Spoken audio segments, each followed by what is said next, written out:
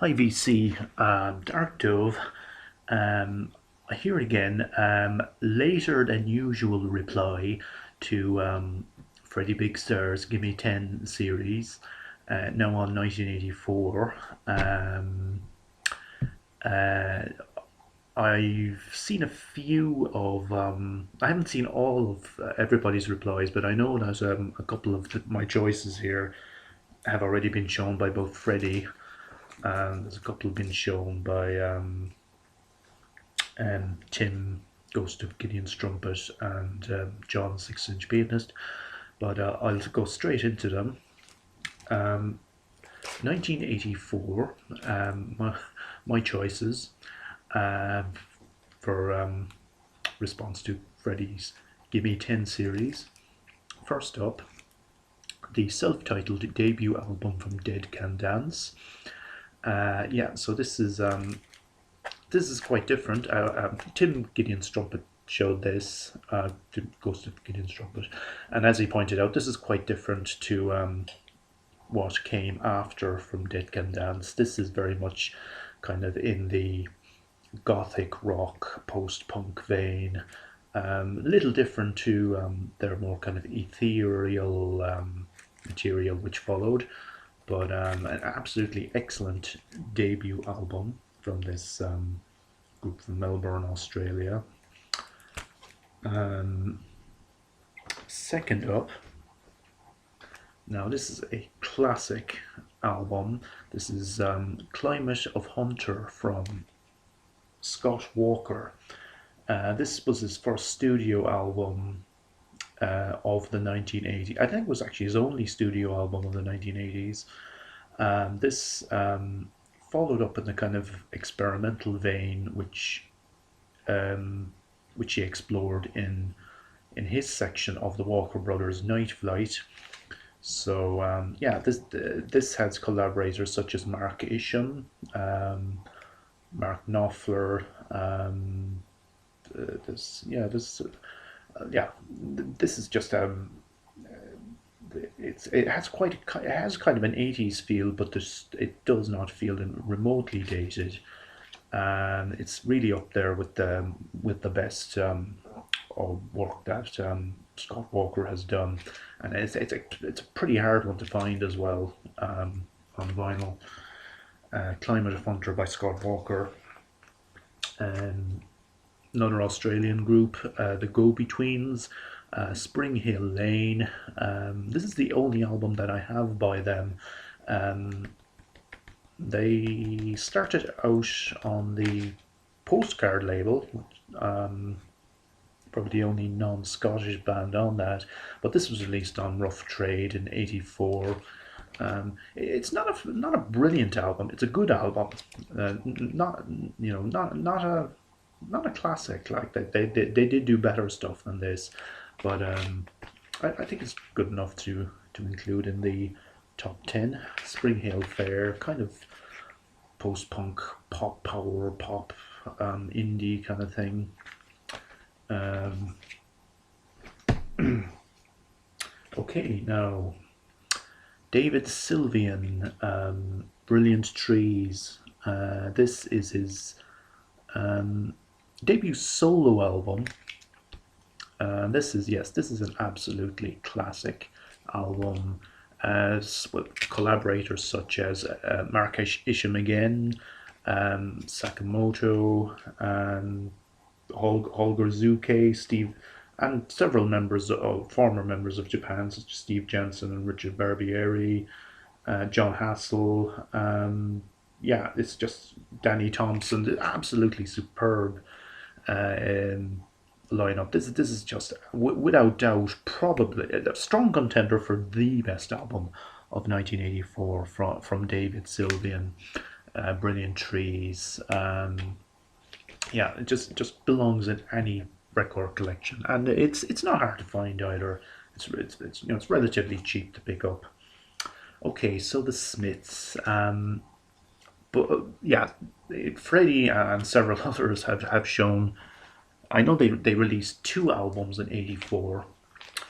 Um, this was their debut album, self-titled debut. on Rough Trade, Messrs. Morrissey, Marr, Joyce, and Rourke. Yeah, so yeah, like the songs on this are absolutely superb, but it is let down a little bit by the production. Production by John Porter. Many people, I think agree that the production does let it down a little bit, but that does not take from the songs themselves or the um, or the performances on this. Uh, but still, even if it's probably their most uneven album, still, the Smiths never released a bad album. So this definitely belongs in the top 10 for 1984. As does the other album which they released in '84, which technically speaking is a compilation, but really it stands on its own feet as an album, as a standalone album. It features quite a few versions of songs which were on their debut album, and which are largely superior. And there's like radio versions, and Reel Around the Fountain, for instance, is a much better version that was on than that which was on the self-titled album. Yeah, so this is technically speaking a compilation, as I said, of outtakes and alternative versions, but a superior album in its own right. And one of the top 10 albums of '84, without a doubt. Just a second. Moving on. No, excuse me, because this album, this is Cabaret Voltaire, and this is Microphones, released on Virgin. This is actually only the inner sleeve. I don't have the cover for this. Ben picked this up and gave it to me as VCLT. But superb album. This is where they started moving into a kind of more electronic, kind of sort of dancey kind of direction, reminiscent of New Order. I mean, I like their early experimental stuff, but I can also appreciate this kind of mid-period aspect of their of Cabaret Voltaire, and there's some superb tracks on this. James Brown, Sensoria, Digital Rasta. So I think the cover looks kind of somewhat like that, with a different color, I think. But this is the inner sleeve. Now continuing in an industrial vein, but kind of a different different kind of industrial. This is by Current 93, Dog's Blood Rising.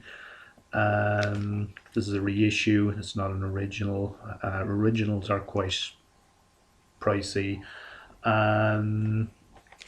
So this is not the debut album. I think that there was maybe the second or third album by David Tibet and his frequent collaborators.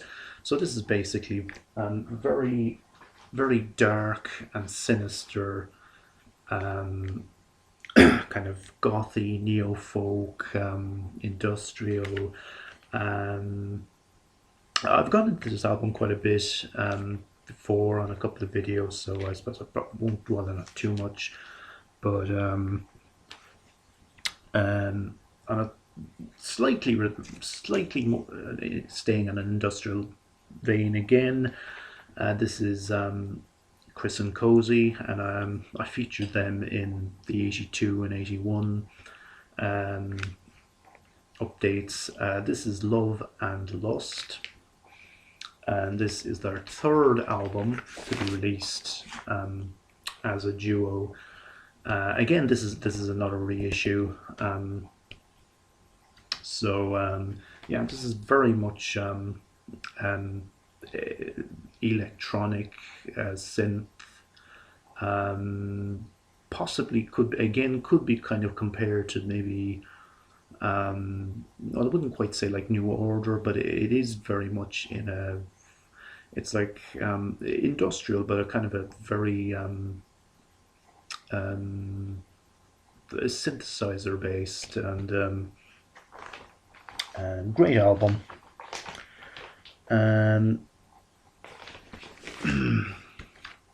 Finishing up, kind of staying on a kind of a gothy, industrial kind of vein of things. This is by Danielle Dax. Danielle Dax, a former member of the Lemon Kittens, and this is called Jesus Egg That Wept. Technically speaking, this is kind of a mini album. There's actually only 1, 2, 3, 4, 5, 6, yeah. There's only 7 songs on it, but Danielle Dax could almost be kind of regarded as a kind of a more gothic version of Kate Bush. There's some superb songs on this, particularly sorry. Oh, sorry. Yeah, I just can't think of the name of the particular. But anyway, yeah, this is superb example of kind of goth, experimental, industrial. There's a weird kind of a mixture of influences going on here, but Danielle Dax, Jesus Egg That Wept, and this was released on Cartel Records. Okay, so that's my choices for 84. Not 100% sure if I'll do an 85 update. I'll see, play it by ear. But anyway, look forward to Freddy's 85 update, and I'll see you all, and thanks for watching.